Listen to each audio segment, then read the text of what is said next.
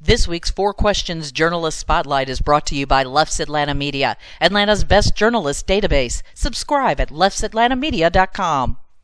Welcome to another edition of our Four Questions Journalist Spotlight. Today we are talking with Jannah Bolds with The Bold Opinion. Good morning, Jannah. Good morning. How are you, Mitch? Good. I'm good. I'm good. Thanks for being with us today. You and I have we met a couple years ago. I think it's some press club debates, and it's like I'm glad we finally connected and we're able to do this because I really love what you're doing, and I think you're one of those media outlets that I think people would be interested in knowing more about. But I'm getting ahead of myself. I always jump ahead. I was like jump ahead to the before I do that. I want to give you a chance to give a little background about who you are and what is The Bold Opinion. What is it all about? Ooh, so let's sure. Let's start with what's your background a little bit. Sure. Okay. Yeah, we can take it back. So hi everyone. My name is Jannah.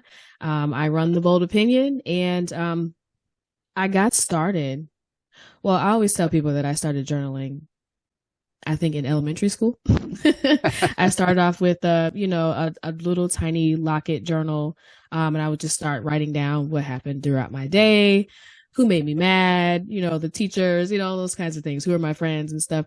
And so that kind of started my journey of storytelling overall, and it grew as I continued to run through journals. And my professional journalism started when I got to my undergrad, Georgia Southern University. Go Eagles. And I was a part of the newspaper squad. I started as a reporter, and then I worked my way up pretty quickly to sports editor. And I was a sports editor for about 2 years at Georgia Southern. So that was really cool. I was really into sports. I'm still really into sports, but it's kind of evolved now. Still a sports lover at heart, but I'm really into arts and culture these days. I was sports editor, still continue to write and manage, and I developed the first convergence between the newspaper and the local TV station, GSN Channel 99. I created my own sports show. It was called Sports Talk with the Georgian. It was a weekly. Yeah. That's cool. You had me digging back into these memories. So it was a weekly sports show. It was me. I was anchoring with another one of my colleagues. And we would just talk about what was happening at Georgia Southern sports wise for the week. And that was a really proud moment of me for me, rather. That's cool. Because it was a really proud moment for me because it was the first, it was like a stamp. And I think they still do it today. So that's actually pretty cool. See, that's the best thing is when something you started years ago is still happening, that other people picked it up and they're continuing to do it. So how long have you been doing The Bold Opinion, and what is The Bold Opinion? Sure. So The Bold Opinion is a Atlanta local media outlet. We're independent, and we do stories across the metro Atlanta area, interviews and event coverages. It started in 2016. I think that's when I really paid for the business license. The business license got paid for in 2016. So that's when it was birthed. And it started off as just a blog for me to continue storytelling online. And I'll tell you something, though. This is it didn't just come out of anywhere. I think in 2016, I had been out of undergrad, but I was searching for jobs here in Atlanta as a journalist, as a reporter, right? In the journalism field. And I got me some internships, which were great, but I didn't land a position anywhere. And, that kind of took me down a dark pathway of like, am I really supposed to be doing this? Is this really what my passion is? I had all kinds of questions about myself, and I said, you know what, if this isn't going to happen for me right now, I'm just going to start. I'm not going to wait for anyone to come emailing me or come knocking on my door to give me a position. I'm just going to start doing it. I have the skills, I have the knowledge, I know what to do, so let me just do it. And so that's the reason why the Bold Opinion was birthed. And the name didn't just happen then. It like the name, the Bold Opinion didn't just happen then. It was actually the title of my sports column in college. So everything is kind of tying together here. And so that's what the Bold Opinion is. That's how we got started, and we're still here today. And what would you say if someone said, what is the focus of the Bold Opinion? What do you focus on? What kinds of stories do you want to do and like to do? So recently we've been, it started off as a sports blog in the very beginning, with a random coverage, but now has evolved into different beats, right? So sports, arts, news, culture, mainly culture is kind of where we live now. So the things that happen in and around Atlanta, we definitely cover sports, politics as well, like what's happening in excuse me, brain fart. What's happening in the political world around Atlanta. So that's where we are today. Yeah, and I guess that's where you and I first met, was at kind of the political arena, but you're kind of covering a lot of different things. And format wise, I know people can find your content in a couple of different places. So let's talk to us about a little bit about where someone can find your content, and let's make sure we'll mention the URLs and places to find it too. And I'll put that in the show notes too, but mention that too. Awesome. Okay. Yeah, for sure. So you can find us at theboldopinion.com. That's THEBOLDOPION.com. I did a little radio in my days too, so I kind of have a little, I like to show. That's good, because you don't. It's so easy to you mistype a word and you're down a dark rabbit hole somewhere in a website where you didn't plan to go, right? Don't want to go there for sure. So yeah, theboldopinion.com is where we put up all of our written content. And you can also find us on all social media platforms at The Bold Opinion: Facebook, Instagram, LinkedIn, YouTube. Let's rattle. I mean, YouTube obviously would be easy to find, but what's the Twitter handle and the LinkedIn handles and stuff? For sure. So LinkedIn is at The Bold Opinion. Facebook is at The Bold Opinion. I think Instagram is at The Bold Opinion with an underscore, but it's still The Bold Opinion. Okay. I established these a long time ago, so they're pretty much consistent across That's good. Across the thing. Yeah, for sure. All right. And then how do you differentiate your coverage from, say, what other folks might be doing? If someone said, what's different about what the Bold Opinion is versus what, Creative Loafing does or something like that? For sure. And I'm glad that you asked that question, because I think that the Bold Opinion, it started off as a very kind of, let me restart this. The Bold Opinion originated as an opinion column at Georgia Southern University, right? So I was free to say what I had to say about whatever the subject matter is. And today I still do that, but I still make sure I have I still have a column type post about it. It's not particularly a column that you can find on the website, but I make them into graphics. So they're just like little blurbs of me saying what I have to say in a very bold way about whatever the subject matter is. So that still happens, and I still need to get my opinions off boldly. But what differentiates us between... You have such a great name for anything, it's like bold, bold. Yeah. You can use bold text, bold opinions, bold copy, bold pictures. It's just, it says, it's like the name says, I'm bold. And that's what I think of when I see you, and when I see your content. It's like bold. That's I mean that is like a defining thing about your content.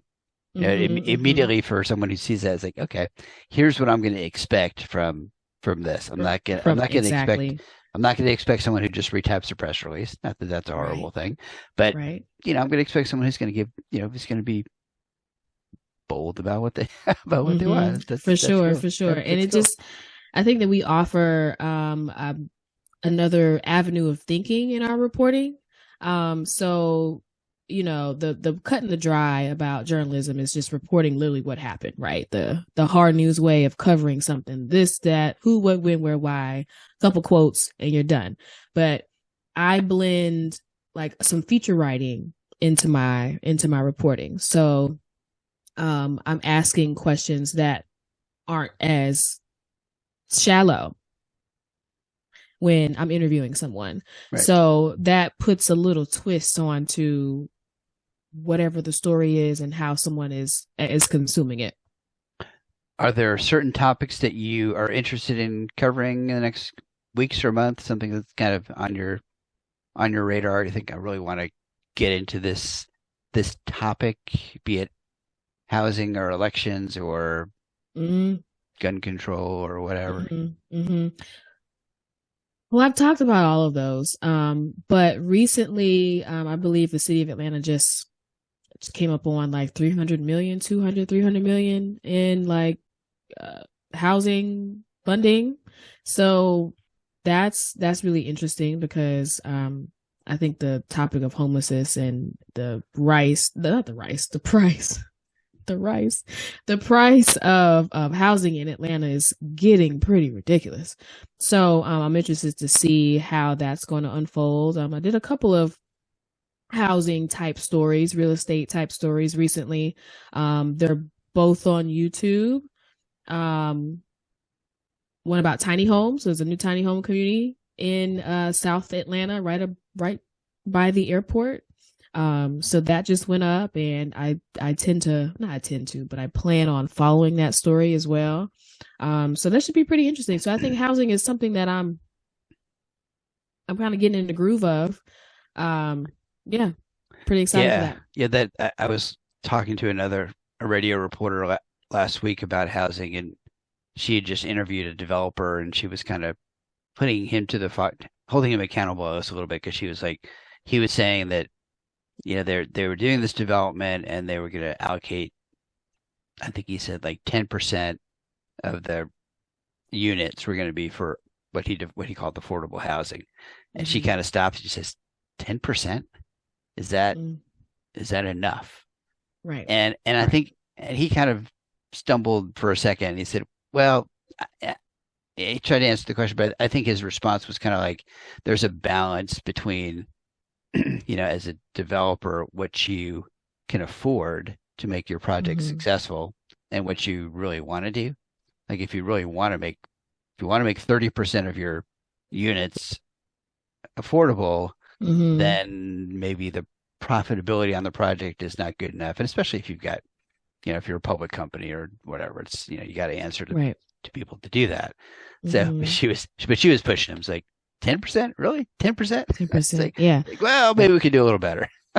Right. And that's where those questions come to really turn people's thought process on to, think about that story a little bit deeper. So for sure. Right. For sure. All right, so let's get to the hard questions now. This is the hardest question. I always tell folks, it's the hardest question. So, what is the coolest thing about you? And look at her eyes are bugging out. She's like, cool. And it could be, a hobby. Could be a hobby. It could be something fun you do. Something folks might not know about you that it's like, okay, this is kind of cool and fun. Well, you know what, Mitch? I do a lot. All right. I do a lot, and it's hard for me to single out, a few things. What's cool about me is that I am multi-talented. There's not much that I can't do. Recently, I guess my most recent cool thing is that I have been a chef. I guess I've been a chef in the kitchen. I enjoy cooking. I enjoy cooking. Let me just say that. I enjoy cooking. I enjoy eating a lot more. So that has influenced my joy of cooking. So I think that is my first or the most recent cool thing about me that's been happening. But I do a lot of things. Do you have a certain genre of certain type of thing that you like to cook? Ooh. So I'm pescatarian, and so I've for almost 2 years now. Mm-hmm. Applause for that. That's hard to do. Yeah, it is. So I've been trying to develop ways to do seafood, or any type of fish dish, right? Yeah. And so I think my favorite thing to do, is a jerk salmon pasta. It is the bee's knees. That sounds good. That sounds good. All right, so lightning around here. Sure. You don't have to do long answers to these questions, but first one is, and you can do it short. You can do one or the other. Last book you've read, or the last podcast you listened to that you want to talk about. Last book I've read was 7 Habits of Highly Effective People. Ah, very good. Okay. What's your favorite local restaurant? Favorite local restaurant is, oh gosh, it's a tie between these two. Okay, you can do both. Rocksteady. Okay, you can do 2. I'll let you do 2. Okay. Negril Village, Negril, and Rocksteady. Okay. Favorite guilty pleasure? Ooh. Favorite guilty pleasure is ASMR. Okay, why don't you explain that for folks who might not know what that is? Okay, gotcha. Yeah. ASMR is I looked this up the other day, but it stands for like audio sensory meridian response. Oh, I got it right. Ooh. Yes, audio sensory meridian response. So it's like when you get the tingles. I guess that's the best way to describe it. When you hear something or you see something and you physically get the tingles from head to toe. It's a relaxation mechanism. So I use it when I'm stressed or even when I'm trying to focus or concentrate. ASMR. Okay. Don't put it down unless you try it. All right. Favorite local getaway? I have to say it's Ponce City Market. Okay. That's a good one.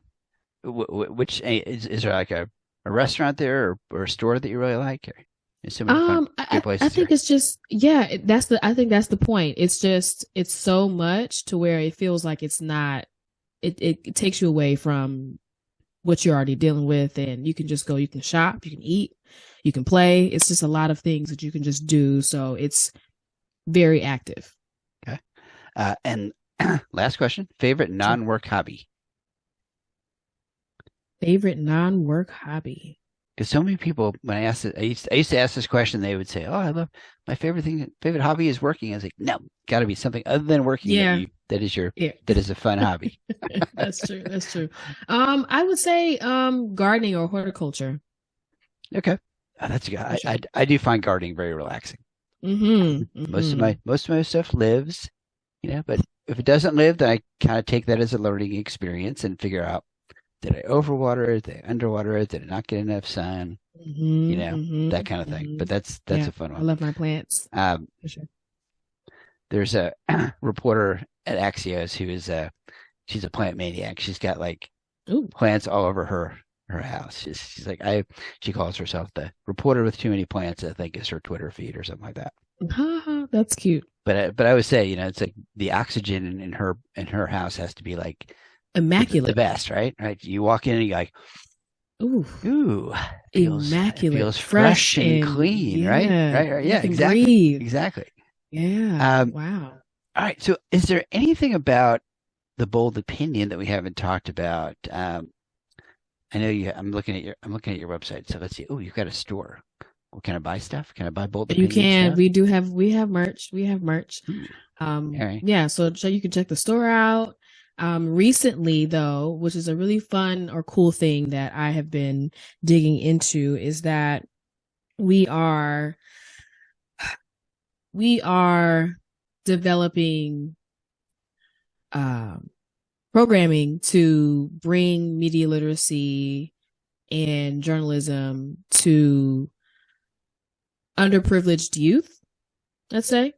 And so we've been in the school system. We've been in the school system teaching young kids ages under, like, in 5th grade and below, second, third, fourth, 5th graders, about journalism, and just giving them the surface level 101s, introducing them. So it's really important to kind of get them a head start on media literacy and how to process information that they see, especially online, so that they're just not falling into this spiral of misinformation. Yeah, right. That's great. That's great. Misinformation is a big thing for all of us, right? So is there a nonprofit that you work with like that, or is it something you're doing yourself? I'm doing this individually, and with developing that into our own program, like a branch of the Bold Opinion. Okay. So yeah, for sure. Cool. Well, definitely keep me updated as you move that ahead. That sounds like a great idea. We'll do for sure. It's fun. It's fun working with the kids. All right. We've been talking with Jannah Bolds with The Bold Opinion. Thank you, Jannah, for being with us today. No, it was a pleasure, Mitch. Yeah, this has been great. Thank you. And as always, you can catch our Journalist Spotlight podcast every other week, usually on Sunday afternoons. And if you're looking for our database of Atlanta media, go to leffsatlantamedia.com. Oh, and make sure if you're watching this on YouTube that you click that subscribe button, because I'm not quite there to my whatever 1,000 people I need to monetize my YouTube feed. I'm nowhere near where you are. But I'm working on it. I'm working on it. Yeah, you can get, look, it just, all it takes is just like 1 or 2. It just takes a moment for it to happen. And that's exactly what happened with us. So very good. We're happy to be here. Keep going. All right. Well, thank you, everybody. And everybody have a great weekend. Bye-bye.